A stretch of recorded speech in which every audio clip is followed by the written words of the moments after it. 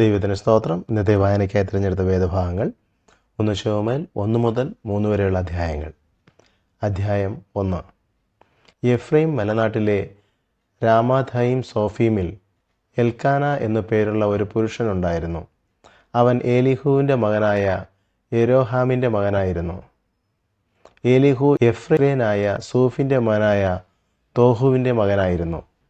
എൽക്കാനയ്ക്ക് 2 ഭാര്യമാർ ഉണ്ടായിരുന്നു. ഒരുത്തിക്ക് ഹന്ന എന്നും മറ്റവൾക്ക് പെനീന എന്നും പേർ. പെനീനയ്ക്ക് മക്കളുണ്ടായിരുന്നു, ഹന്നയ്ക്കോ മക്കളില്ലായിരുന്നു. അവൻ ശീലോവിൽ സൈന്യങ്ങളുടെ യഹോവയെ നമസ്കരിപ്പാൻ അവന് യാഗം കഴിപ്പാനും തൻ്റെ പട്ടണത്തു നിന്ന് ആണ്ടുതോറും ശീലോവിലേക്ക് പോക പതിവായിരുന്നു. ഏലിയുടെ 2 പുത്രന്മാരായി യഹോവയ്ക്ക് പുരോഹിതന്മാരായിരുന്ന ഹൊഫ്നിയും ഫീനഹാസും അവിടെ ഉണ്ടായിരുന്നു.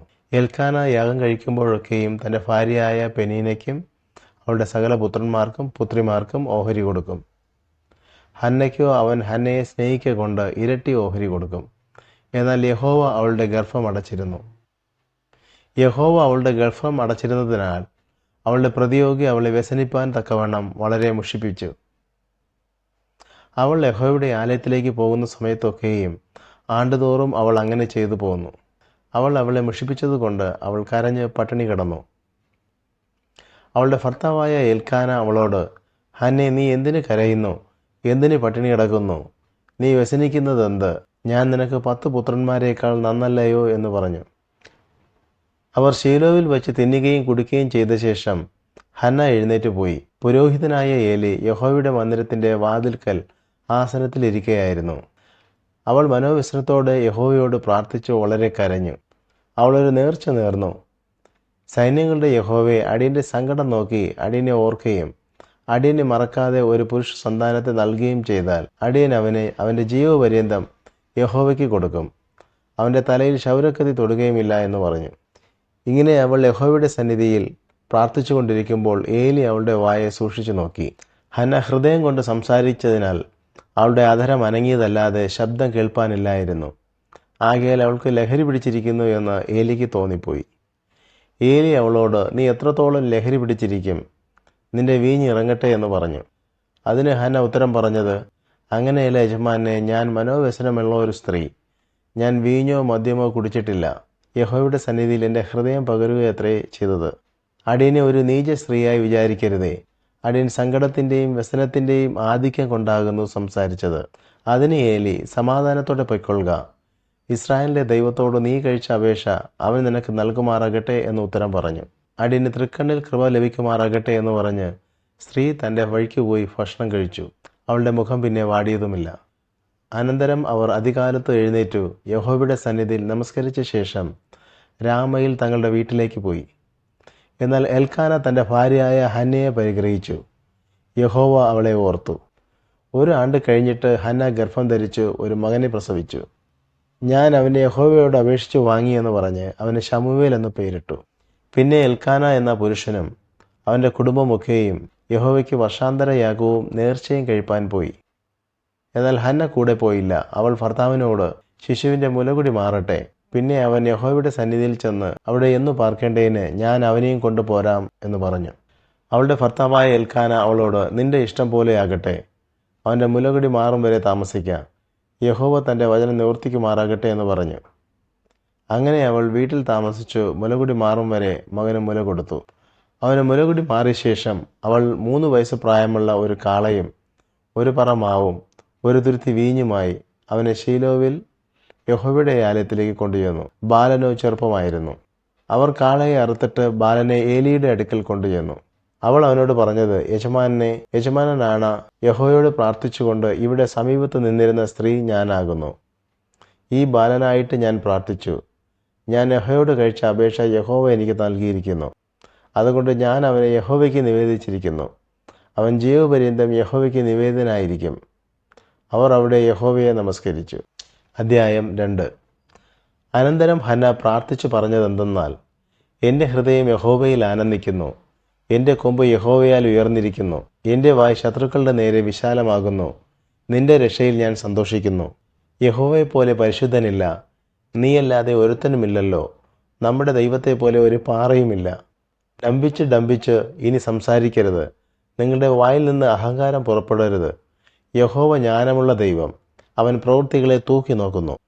വീരന്മാരുടെ വില്ല് ഒടിഞ്ഞു പോകുന്നു, ഇടറിയവരോ ബലം ധരിക്കുന്നു. സമ്പന്നർ ആഹാരത്തിനായി കൂലിക്ക് നിൽക്കുന്നു, വിശന്നവർ വിശ്രമം പ്രാപിക്കുന്നു. മച്ച 7 പ്രസവിക്കുന്നു, പുത്രസമ്പന്നയോ ക്ഷയിച്ചു പോകുന്നു. യഹോവ കൊല്ലുകയും ജീവിപ്പിക്കുകയും ചെയ്യുന്നു, പാതാളത്തിൽ ഇറക്കുകയും ഉദ്ധരിക്കുകയും ചെയ്യുന്നു. യഹോവ ദാരിദ്ര്യവും ഐശ്വര്യവും നൽകുന്നു, അവൻ താഴ്ത്തുകയും ഉയർത്തുകയും ചെയ്യുന്നു. അവൻ ദരിദ്രനെ പൊടിയിൽ നിന്ന് നിവർത്തുന്നു, അഗതിയെ കുപ്പയിൽ നിന്ന് ഉയർത്തുന്നു. പ്രഭുക്കന്മാരുടെ കൂടെ ഇരുത്തുവാനും മഹിമാസനം അവകാശമായി നൽകുവാനും തന്നെ. ഭൂതരങ്ങൾ യഹോവയ്ക്കുള്ളവ, ഭൂമണ്ഡലത്തെ അവയുടെ മേൽ വെച്ചിരിക്കുന്നു. തൻ്റെ വിശുദ്ധന്മാരുടെ കാലുകളെ അവൻ കാക്കുന്നു. ദുഷ്ടന്മാർ അന്ധകാരത്തിൽ മിണ്ടാതെയാകുന്നു. സ്വശക്തിയാൽ ഒരുത്തനും ജയിക്കയില്ല. യഹോവയോട് എതിർക്കുന്നവൻ തകർന്നു പോകുന്നു. അവൻ ആകാശത്ത് നിന്ന് അവരുടെ മേൽ ഇടിവെട്ടിക്കുന്നു. യഹോവ ഫൂസിമവാസികളെ വിധിക്കുന്നു, തൻ്റെ രാജാവിന് ശക്തി കൊടുക്കുന്നു, തൻ്റെ അഭിഷിക്തൻ്റെ കൊമ്പ് ഉയർത്തുന്നു. പിന്നെ എൽക്കാന രാമയിൽ തൻ്റെ വീട്ടിലേക്ക് പോയി. ബാലൻ പുരോഹിതനായ ഏലിയുടെ മുമ്പിൽ യഹോവയ്ക്ക് ശുശ്രൂഷ ചെയ്തു പോന്നു. എന്നാൽ ഏലിയുടെ പുത്രന്മാർ നീചന്മാരും യഹോവയെ ഓർക്കാത്തവരുമായിരുന്നു. ഈ പുരോഹിതന്മാർ ജനത്തോട് ആചരിച്ച വിധം എങ്ങനെയെന്നാൽ, വല്ലവരും ഒരു യാഗം കഴിക്കുമ്പോൾ മാംസം വേവിക്കുന്ന സമയത്ത് പുരോഹിതന്റെ ബാല്യക്കാരൻ കയ്യിൽ മുപ്പല്ലിയുമായി വന്ന് കലത്തിലോ ഉരുളിയിലോ കുട്ടകത്തിലോ ചട്ടിയിലോ കുത്തും. മുപ്പല്ലിയിൽ പിടിച്ചതൊക്കെയും പുരോഹിതൻ എടുത്തുകൊള്ളും. ശീലോയിൽ വരുന്ന എല്ലാ ഇസ്രായേലരോടും അവർ അങ്ങനെ ചെയ്യും. മേധസ് ദഹിപ്പിക്കും മുമ്പേ പുരോഹിതന്റെ ബാല്യക്കാരൻ വന്ന് യാഗം കഴിക്കുന്നവനോട്, പുരോഹിതന് വറുപ്പാൻ മാംസം തരിക, പച്ച മാംസമല്ലാതെ വേവിച്ചത് അവൻ വാങ്ങുകയില്ല എന്ന് പറയും. പച്ച മാംസമല്ലാതെ വേവിച്ചത് അവൻ വാങ്ങുകയില്ല എന്ന് പറയും. മേധസ് ദഹിപ്പിച്ചു കഴിയട്ടെ, അതിൻ്റെ ശേഷം നീ ആഗ്രഹിക്കുന്നിടത്തോളം എടുത്തുകൊള്ളുക എന്ന് അവനോട് പറഞ്ഞാൽ, അവൻ അവനോട്, അല്ല, ഇപ്പോൾ തന്നെ തരയണം, അല്ലെങ്കിൽ ഞാൻ ബലാത്കാരേണ എടുക്കുമെന്ന് പറയും. ഇങ്ങനെ ആ യൗവനക്കാർ യഹോവയുടെ വഴിപാട് നിന്ദിച്ചതുകൊണ്ട് അവരുടെ പാപം യഹോവയുടെ സന്നിധിയിൽ ഏറ്റവും വലിയതായിരുന്നു. ശമൂവേൽ എന്ന ബാലനോ പഞ്ഞുനൂൽ കൊണ്ടുള്ള അങ്കി ധരിച്ച് യഹോവയുടെ സന്നിധിയിൽ ശുശ്രൂഷ ചെയ്തു പോന്നു. അവൻ്റെ അമ്മ ആണ്ടുതോറും ഒരു ചെറിയ അങ്കി ഉണ്ടാക്കി തൻ്റെ ഭർത്താവിനോട് കൂടെ വർഷാന്തര യാഗം കഴിപ്പാൻ വരുമ്പോൾ അവന് കൊണ്ടുവന്നു കൊടുക്കും. എന്നാൽ ഏലി എൽക്കാനയെയും അവൻ്റെ ഭാര്യയെയും അനുഗ്രഹിച്ചു. ഈ സ്ത്രീ യഹോവയ്ക്ക് കഴിച്ച നിവേദ്യത്തിന് പകരം യഹോവ അവളിൽ നിന്ന് നിനക്ക് സന്തതിയെ നൽകുമാറാകട്ടെ എന്ന് പറഞ്ഞു. പിന്നെ അവർ തങ്ങളുടെ വീട്ടിലേക്ക് പോയി. യഹോവ ഹന്നയെ കടാക്ഷിച്ചു. അവൾ ഗർഭം ധരിച്ചു 3 പുത്രന്മാരെയും 2 പുത്രിമാരെയും പ്രസവിച്ചു. ശമൂവേൽ ബാലനോ യഹോവയുടെ സന്നിധിയിൽ വളർന്നു വന്നു. ഏലി വൃദ്ധനായാറെ അവൻ്റെ പുത്രന്മാർ എല്ലാ ഇസ്രായേലിനോടും ചെയ്യുന്നതൊക്കെയും സമാഗമന കൂടാരത്തിൻ്റെ വാതിൽക്കൽ സേവ ചെയ്യുന്ന സ്ത്രീകളോടുകൂടെ ശയിക്കുന്നതും അവൻ കേട്ടു. അവൻ അവരോട്, നിങ്ങൾ ഈ വക ചെയ്യുന്നതെന്ത്? നിങ്ങളുടെ ദുഷ്പ്രവൃത്തികളെക്കുറിച്ച് ഈ ജനമൊക്കെയും പറഞ്ഞ് ഞാൻ കേൾക്കുന്നു. അങ്ങനെ അരുത്. എൻ്റെ മക്കളെ, യഹോവയുടെ ജനം നിങ്ങളെക്കുറിച്ച് പരത്തുന്നതായി ഞാൻ കേൾക്കുന്ന കേൾവി നന്നല്ല. മനുഷ്യൻ മനുഷ്യനോട് പാപം ചെയ്താൽ അവനു വേണ്ടി ദൈവത്തോട് അപേക്ഷിക്കാം. മനുഷ്യൻ യഹോവയോട് പാപം ചെയ്താലോ അവനു വേണ്ടി ആർ അപേക്ഷിക്കും എന്ന് പറഞ്ഞു. എങ്കിലും അവരെ കൊല്ലുവാൻ യഹോവ നിശ്ചയിച്ചതുകൊണ്ട് അവർ അപ്പൻ്റെ വാക്ക് കൂട്ടാക്കിയില്ല. ശമൂവേൽ ബാലനോ വളരും തോറും യഹോവയ്ക്കും മനുഷ്യർക്കും പ്രീതിയുള്ളവനായി വളർന്നു. അനന്തരം ഒരു ദൈവപുരുഷൻ ഏലിയുടെ അടുക്കൽ വന്ന് അവനോട് പറഞ്ഞത്, യഹോവ ഇപ്രകാരം അരുളി ചെയ്യുന്നു, നിന്റെ പിതൃഭവനം മിസ്രയീമിൽ ഫറവോന്റെ ഗൃഹത്തിന് അടിമകളായിരുന്നപ്പോൾ ഞാൻ അവർക്ക് വെളിപ്പെട്ടു നിശ്ചയം. എൻ്റെ യാഗപീഠത്തിന്മേൽ കയറുവാനും ധൂപം കാട്ടുവാനും എൻ്റെ സന്നിധിയിൽ ഏഫോദ് ധരിപ്പാനും ഞാൻ അവനെ ഇസ്രായേലിൻ്റെ സകല ഗോത്രത്തിൽ നിന്നും എനിക്ക് പുരോഹിതനായി തിരഞ്ഞെടുത്തു. ഇസ്രായേൽ മക്കളുടെ സകല ദഹനയാഗങ്ങളെയും ഞാൻ നിന്റെ പിതൃഭവനത്തിന് കൊടുത്തു. തിരുനിവാസത്തിൽ അർപ്പിപ്പാൻ ഞാൻ കൽപ്പിച്ചിട്ടുള്ള എൻ്റെ യാഗവും വഴിപാടും നിങ്ങൾ ചവിട്ടുകയും എൻ്റെ ജനമായ ഇസ്രായേലിൻ്റെ എല്ലാ വഴിപാടുകളിലും പ്രധാന ഭാഗം കൊണ്ട് നിങ്ങളെ തന്നെ കൊഴുപ്പിപ്പാൻ തക്കവണ്ണം നീ നിന്റെ പുത്രന്മാരെ എന്നേക്കാൾ ബഹുമാനിക്കുകയും ചെയ്യുന്നതെന്ത്? ആകയാൽ ഇസ്രായേലിൻ്റെ ദൈവമായ യഹോവ ഇപ്രകാരം അരുളി ചെയ്യുന്നു, നിന്റെ ഭവനവും നിന്റെ പിതൃഭവനവും എൻ്റെ സന്നിധിയിൽ നിത്യം പരിചരിക്കുമെന്ന് ഞാൻ കൽപ്പിച്ചിരുന്നു നിശ്ചയം. ഇപ്പോഴോ യഹോവ അരുളി ചെയ്യുന്നത്, അങ്ങനെ ഒരിക്കലും ആകയില്ല. എന്നെ മാനിക്കുന്നവരെ ഞാൻ മാനിക്കും, എന്നെ നിന്ദിക്കുന്നവർ നിന്ദിതരാകും. നിന്റെ ഭവനത്തിൽ ഒരു വൃദ്ധനും ഉണ്ടാകാതെ വണ്ണം ഞാൻ നിന്റെ ഭുജവും നിന്റെ പിതൃഭവനത്തിൻ്റെ ഭുജവും തകർത്ത് കളയുന്ന നാളുകൾ ഇതാ വരുന്നു. ഇസ്രായേലിന് ലഭിപ്പാനുള്ള എല്ലാ നന്മകളുടെയും മധ്യേ നീ തിരുനിവാസത്തിൽ ഒരു പ്രതിയോഗിയെ കാണും.